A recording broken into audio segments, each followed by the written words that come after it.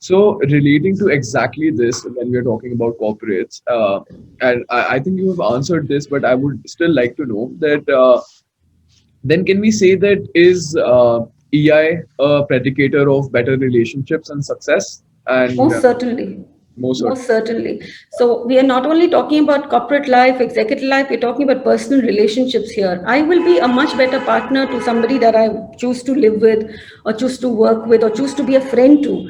Because when I'm more self-aware, I am somebody who is coming on the table by recognizing that one, I am not perfect.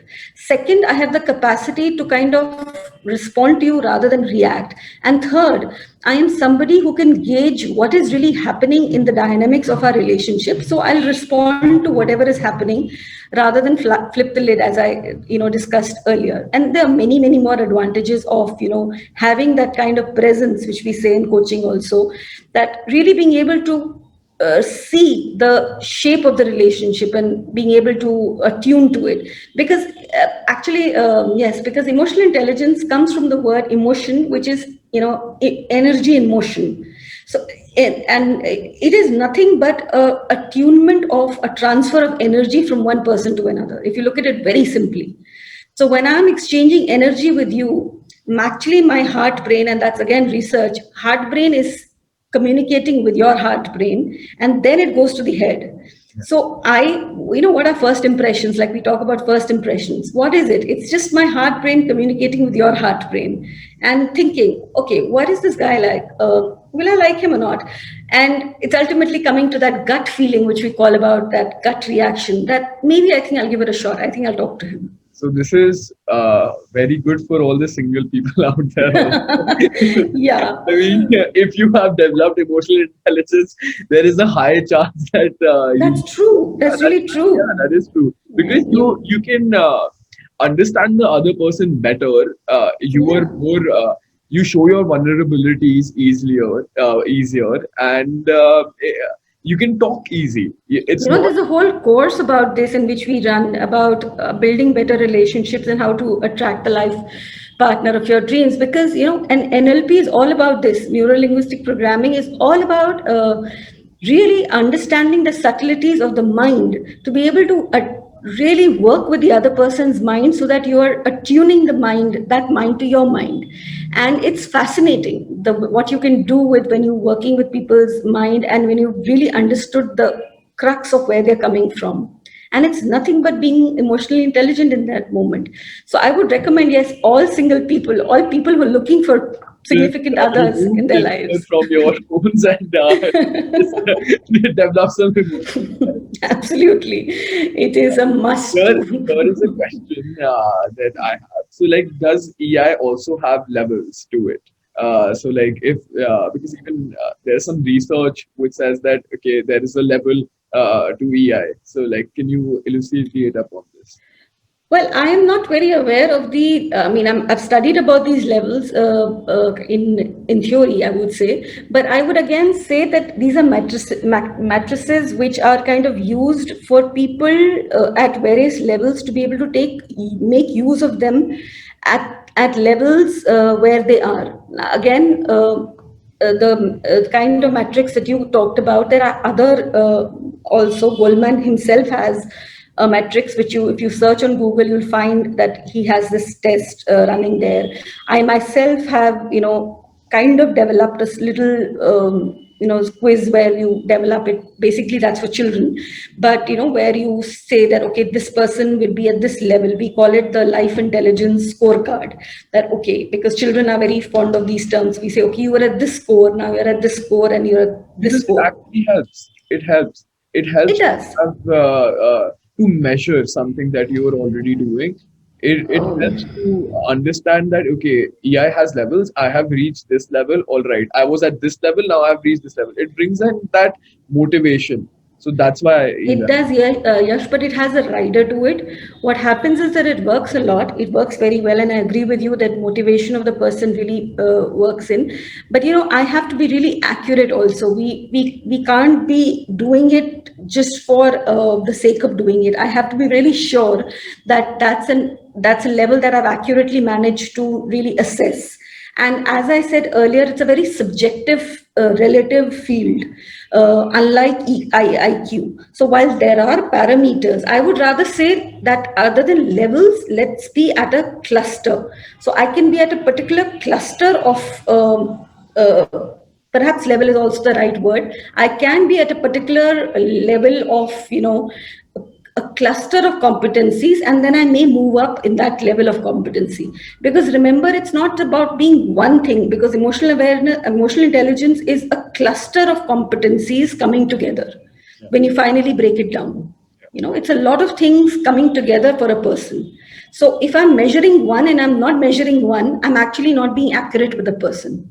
So that's why we look at it in a very relative scale. We tell the person that you've shifted on a scale of 1 to 10. We usually use a coaching approach, and I ask you that, where are you right now? Maybe you would say on something in emotional intelligence, maybe on assertiveness. Maybe you'd ask me, I'll say, okay, I think I'm at a 7. You'd ask me as a coach, where would you like to be? Maybe I'll say 9. And then I'll ask you the series of coaching questions, and how would you do that? How would the impact be? And then towards the end of my coaching, I would say, okay, where do you think you're now? And I would say, maybe I've shifted to an 8, and things like that. So that's how we usually do it, All right. to maintain the objectivity of it. So, like now, like we're at the end of this conversation. So, like a few questions that would help also the viewers that will be watching this on YouTube or on Facebook or any other platform. Firstly, my question is that a few methods that how can a person, like I know that you need like a coach, you need like a proper training to develop this emotional intelligence, but like what are some of the daily activities a person can do or incorporate in their daily lives that can help develop a sense of emotional intelligence in them? Yeah, I'll just go by it, in a short but a concise manner. The first thing, which I really started with also, is really to, make be aware of it. Be aware, consciously aware. Understand that it's a choice that you're making. If you're not practicing it, nothing will change. So be really aware. Use car. Make the choice. Have the awareness. Take responsibility. So that's one. Second is practicing the pause, as I explained about the brain. Yeah. When you need to fill that gap, it's by practicing that whatever nanosecond pause, whatever time it takes. And that's why we remember what we were taught, maybe as a child or even sometime else. Count from 10 to 1 backwards. If that's not working, count from 100 to 1 backwards. Give yourself the time and space to practice it until you start getting the hang of it. So in simple words, that's also called an acronym, another acronym. I'm very fond of acronyms, so it makes it easier to remember. Yes. So it's called STOP with a double P, Yeah. where S is for you pause for 6 seconds. To start with, 6 seconds is a good fair rider. It's not zero point 0.1 seconds then, because the brain needs time to acclimatize. Unfortunately, we've not given ourselves exercise since childhood.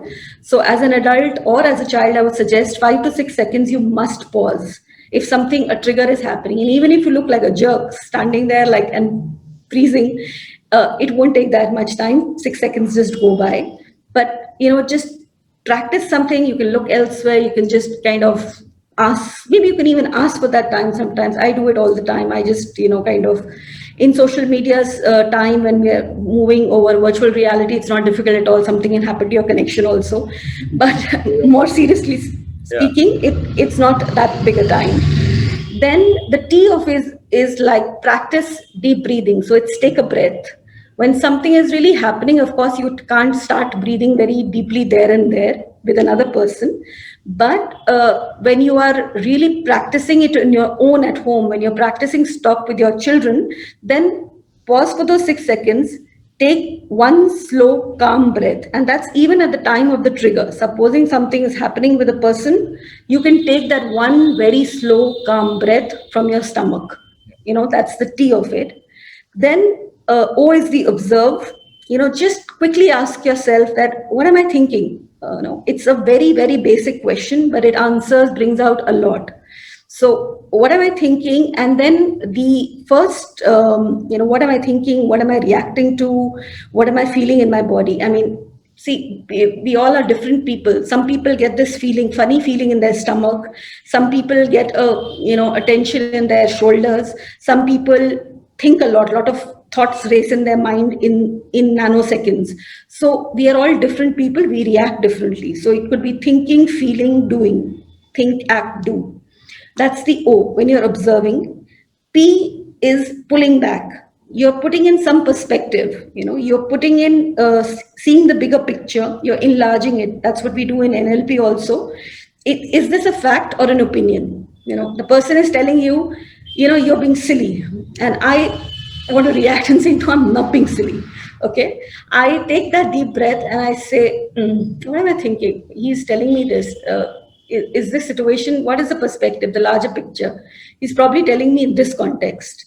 He's not agreeing to my point of view. So, is this a fact or an opinion? And then the other P is the practice or the process, proceed. What's the best thing for me to do and or for the other person in this situation? So, in this is the acronym, which is STOP, which is again something that you won't find when you Google it a lot. Anybody who's, I will share it with you, or we can, we can share it for people who are interested, and we can definitely, have others use it. I have found it particularly useful because one teacher who I learned it from, a professor, had taught me like many, many years back, and I modified it a little to be able to use it for my own good and then for a number of people who I have shared it with.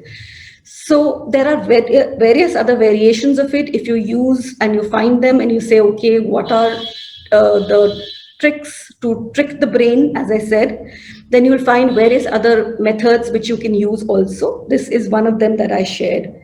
And these are all a part of mindfulness, I would say, because that's where you're pausing and taking the break. You were saying something, Yash. So, for example, if you're in a relationship Mm-hmm. and you're closely related to that person, so Yeah. practicing this talk where you analyze what you're saying, and is this an opinion or a fact? And Mm. when they're so stuck on that fact itself, they're so stuck on that opinion. Is it not good to just? Is it? Should you express, like, how should you express yourself? Because we see this a lot of issues even in the media itself, or as we are seeing it right now, or in daily lives, where the person is so stuck on an opinion or so stuck on a fact that he will argue, and then Mm. you know that something is wrong, something you have Mm. to explain, but you can't explain it properly. So, Yeah. is this where the emotional intelligence part comes? Yeah, absolutely, absolutely. I hear what you're saying, Yash, because I meet many clients who talk about this, and I myself go through it a couple of times. Everybody goes through it. Everybody goes through it, exactly. Now, what the difference is that because we all go through it, but we learn, and we have practiced it so many times, so that sometimes it comes to us as second nature now. Something like this is happening, and the person is really stuck on a particular point, and there could be a number of scenarios to it. Now, in the case that I'm talking about, say perhaps you're not really resonating with it, and there's a possibility of a big argument coming up. It could be because you have a different point of view. Now, the first thing that we usually do in such situations is when we notice that this tension is brewing, because the tension is not only brewing in you, but it's also brewing in the other person. We're talking about such a scenario, right? And mostly that is what happens because you're no God, that person is no God, and like it's going to happen. So, it's not a standard formula, but something that does work is we call it out. When we and we call it out by taking responsibility, because remember, it's about self-awareness, it's about self-management. We can understand another person, but we cannot manage another person. Yeah. That's the cardinal rule, the game, and for everything in life.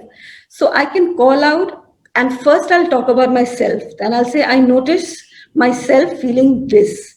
And you can use any word that you like, but not at you. I notice this in myself. I notice I'm getting overwhelmed. I notice myself getting overwhelmed. I notice myself getting a little agitated with this. And you can add that I am feeling this, and you can I take responsibility or whatever. Even you don't have to be so formal, but you can just say that I'm feeling this inside. What is occurring for you, and what are you feeling? You can add that question. And again, sometimes in conversations, we after asking this question, sometimes in conversations we ask people that we tell people that you're making me feel this way. What you do to me, you make me so angry, you make me so irritated that I don't know what to do. So even to our children, our spouses, our significant others, to many people, again, I think the key lies in taking responsibility and saying, I see myself getting this. Would you like to continue this conversation right now, or can we take a break? It's that option. If the And person is in no mood for taking a break, then you can call out for something else. To notice that, call out for the emotions, label them.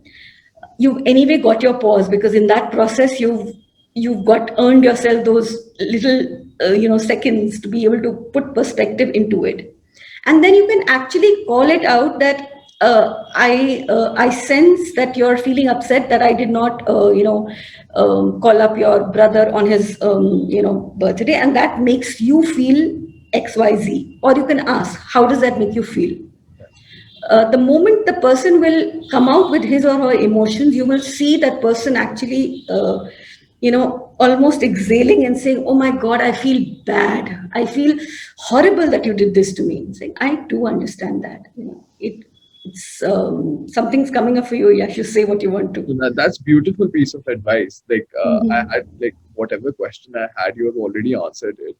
Yeah. That's beautiful piece of advice because um, during this time, not even during this time, there is a lot of problems that spouses or significant others or even friendships for that matter they have. And that's what we discussed at the start, that what our culture is, we succumb everything, we suppress our emotions, we don't like to directly talk about it, we don't like to directly open up and say that okay, and that's beautiful advice, because if Mm. you tell the other person that you are okay, how am I making you feel, and then they Mm. explain how they are making you feel, and then you Mm. understand that and you try to improve on those certain factors, because something has to be particularly wrong for them to feel Mm. this way.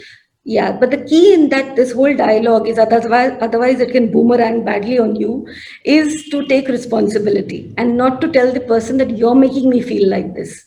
It is, I am feeling like this because it's me. It's something inside me is getting triggered. Yeah. So it's not that you're doing it to me. I am somebody like this only. I mean, even if it was like, I'm not saying that directly, but the implication of that is this only, that it's my responsibility that I'm feeling like this. Having said that, because we are having this conversation, what is it that we can do so that we can, go and course correct it or something like that, so that you're not putting that person in the blame zone for the person to feel that, because after all, you're taking responsibility, so you're the emotionally intelligent person there.